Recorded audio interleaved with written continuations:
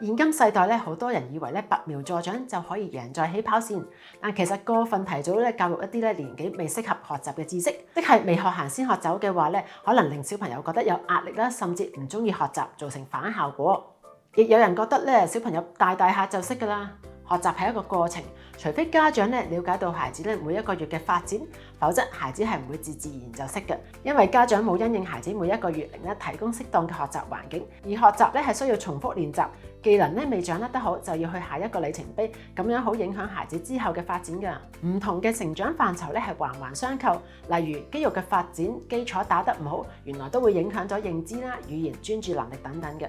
如果小朋友未有喺相對月齡嘅時候咧建立咗應有嘅基礎，喺日後建立咗較高嘅技能嘅時候咧，需要花更多嘅時間去培養。所以咧，我主張咧根據月齡咧制定孩子每一個時候咧適合嘅培訓，打好佢嘅基礎。如果家長咧想喺育兒上面事半功倍，記得要好好把握小朋友腦部發展嘅黃金期。有需要嘅時候可以聯絡我哋傾傾小朋友嘅發展方向㗎。